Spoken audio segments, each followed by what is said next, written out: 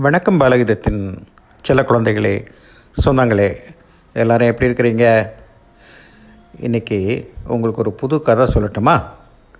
அந்த கதையோட தலைப்பு பொறாமை வேண்டாமே. பொறாமை வேண்டாமேன்னா பேராசையும் கூடாது. அப்போ தலைப்பு தான் என்ன? பொறாமை வேண்டாமே, பேராசையும் வேண்டாமே. சரி, வாங்க தலைப்புக்குள்ளே போவோம். நம்ம பொறாமை ஒருத்தரை பார்த்து பொறாமைப்படுவோம்ல, ஏப்பா அவனுக்கு மட்டும் எல்லாம் இருக்குது, நமக்கு ஒன்றும் இல்லை அப்படின்ட்டு. அதே மாதிரி நமக்கு என்ன வேணுமோ அதை விட அதிகமாக ஆசைப்படுவோம். அதுக்கு பேர் பேராசைன்னு பேர். சரி, வாங்க இதை பற்றி ஒரு கதைக்குள்ளே போவோம். ஒரு கிராமத்தில் ஒரு விவசாய குடும்பம் இருக்கும். திடீர்னு அந்த கிராமத்தில் மழை பெய்யாமல் போகிறதுனால விவசாயம்லாம் நடக்காது. அதனால் அந்த குடியானவன் ரொம்ப கஷ்டப்படுவான். அப்போது அவனோட வீட்டம்மா என்ன பண்ணுவாங்கன்னா, இப்போ விவசாயமும் இல்லை, நமக்கு வருமானமும் இல்லை, அதனால் நீங்கள் ஏன் பக்கத்து ஊரில் போய் ஏதாவது வேலை செஞ்சு சம்பாதிக்கக்கூடாது?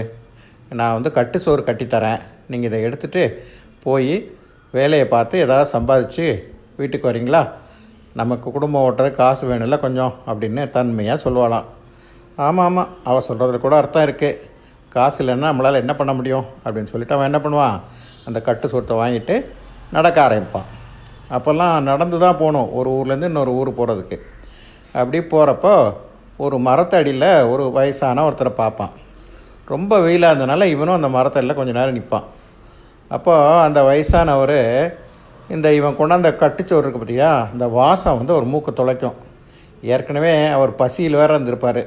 உடனே இவனை பார்த்து, தம்பி எனக்கு கொஞ்சம் அந்த சாப்பாடு ஏதாவது கிடைக்குமா? சாப்பிட்டு 2 நாள் ஆச்சுப்பா, பசி தாங்கலை அப்படின்னு சொல்லுவார். உடனே இந்த விவசாயி என்ன பண்ணுவான், ஐயா உங்களை பார்த்தா வயசானவங்களாக இருக்கீங்க, 2 நாளாக நீங்கள் சாப்பிடாத மாதிரி இருக்கீங்க, ரொம்ப டயர்டாகவும் இருக்கீங்க, இந்தாங்க என் வீட்டுக்காரம்மா கட்டு சாதம் கட்டி கொடுத்தா சாப்பிடுங்க அப்படின்னு சொல்லி கொடுப்பான். உடனே அவர் என்ன பண்ணுவார், நீங்கள் எனக்கு ஃபுல்லாக கொடுக்க வேண்டாம், எனக்கு பாதி கொடுங்க, நீங்கள் பாதி சாப்பிடுங்க தம்பி அப்படின்னு சொல்லுவாராம். உடனே அந்த விவசாயி என்ன சொல்லுவான், இல்லையா நீங்கள் வயசானவர், உங்களை பார்த்தா தான் ரொம்ப பாவமாக இருக்குது, நீங்களே முழுசாக சாப்பிடுங்க, அப்போ தான் உங்கள் பசி அடங்கும் அப்படின்னு சொல்லி அவர்கிட்ட கொடுப்பானான். அவரும் சாப்பாடு பூரா சாப்பிட்டு நல்லா தெம்பா, ரொம்ப சந்தோஷம்ப்பா, என் பசியை தீர்க்கிறவங்க கடவுள்னு சொல்லுவாங்க, நீ இன்னை பொறுத்த வரைக்கும் இன்றைக்கி நீ தான் கடவுள், சரி நீயே ஒரு மாதிரி சோகமாக இருக்க, என்ன கவலை உனக்கு, என்ன கஷ்டம்ப்பா அப்படின்னு கேட்டவொன்னே அவன் சொல்லுவான், ஐயா வேலை இல்லை, அதனால் பக்கத்துக்கு நகரத்துக்கு போய் ஏதாவது வேலை தேடுவோம் அப்படின்ட்டு நான் கிளம்புனேன், என் மனைவியும் சொன்னான், அதனால் கட்டு சாதம் பண்ணி கொடுத்தா அப்படின்னு சொன்னோடனே, அப்படியா, உனக்கு வேலை உன் மனைவி வாயில் தான்ப்பா இருக்குது, உன் மனைவி வாயில் தான் வேலை இருக்குது அப்படின்னு சொல்லுவார். இவன் என்னடா இப்படி சொல்கிறாரு, இருந்தாலும் வயசானவர் பெரியவங்க சொன்னால் அதில் ஏதாவது அர்த்தம் இருக்கும் அப்படின்னு சொல்லிட்டு அவன் திருப்பி அவன் கிராமத்துக்கே வந்துடுவான். வந்தவுடனே அவன் மனைவி கேட்பா, என்னங்க என்னவோ போனீங்க, நீங்கள் வெறும் கையோடு வந்திருக்கீங்க அப்படின்னோடனே இவன் அந்த முனிவரை பார்த்த, அந்த வயசானவர் பார்த்த கதையெல்லாம் சொல்லுவான்.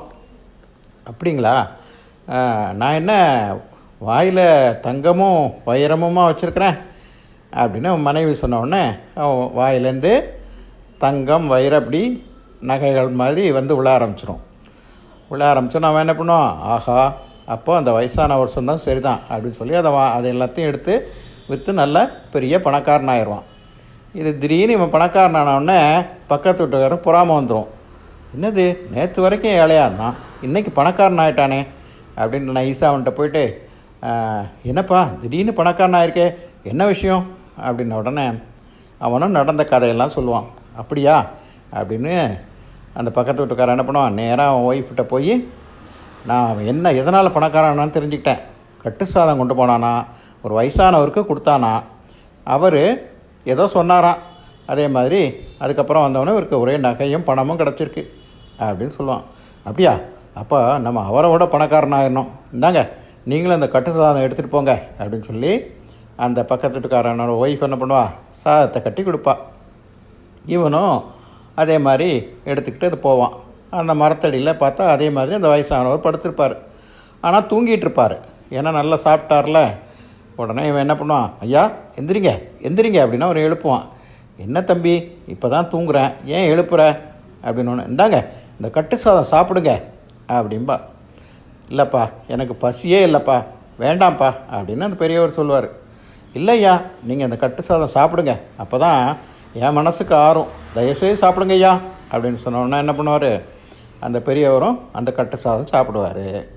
சாப்பிட்ட உடனே சரிப்பா உனக்கு என்ன வேணும் அப்படின்னு ஒன்று, ஐயா நான் வேலை தேடி பக்கத்து கிராமத்துக்கு வந்தேன், நகரத்துக்கு போயிட்டுருக்கிறேன், வேலையே கிடைக்கலையா அப்படின்ன உடனே, வேலை தானே எல்லாம் உன் மனைவி வாயில் தான் இருக்குது அப்படின்னு சொல்லுவார். உடனே இந்த பக்கத்து வீட்டுக்காரர் என்ன பண்ணுவான், இதே வார்த்தை தானே அவனுக்கும் சொன்னார் அப்படின்ட்டு வேகமாக திருப்பி வந்து ஒய்ஃப்கிட்ட, என்னங்க போனீங்களே என்னாச்சு அந்த ஆளை பார்த்தீங்களா அப்படின்னு.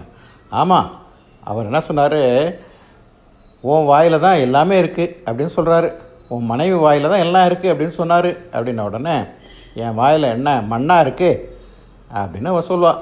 சொன்னோடனே என்னாகும், அவள் வாயிலேருந்து ஒரே மண்ணாக கொட்ட ஆரம்பிச்சிடும். அவன் அப்போ தான் அவனுக்கு உணர்வான், ஆஹா நம்ம பேராசை பிடிச்சி பொறாமப்பட்டு நம்ம வாழ்க்கையை கெடுத்துக்கிட்டாமே, இப்போ நம்ம மனைவி சொன்னதுனால அந்த மண்ணு தான் வாயிலேருந்து வருது, ஒழுங்காக உழைச்சி பிழைச்சிருந்தா நம்ம நல்லா இருந்திருப்போம், பக்கத்து வீட்டுக்காரனை பார்த்து பொறாமப்பட்டோம்ல, அதோடு இல்லாமல் பேராசைப்பட்டோம், அதனால தான் நமக்கு இப்படி ஒரு வாழ்க்கை வந்திருக்கு அப்படின்னு சொல்லி வருந்தினானா. இதுலேருந்து என்ன தெரியுது, நம்ம பேராசைப்படக்கூடாது, பொறாமப்படக்கூடாது, நம்ம உழைச்சி சம்பாதிக்கணும், உழைச்சி வாழணும், மற்றவங்களுக்கு உதவணும். எப்படி இருக்குது இந்த கதை?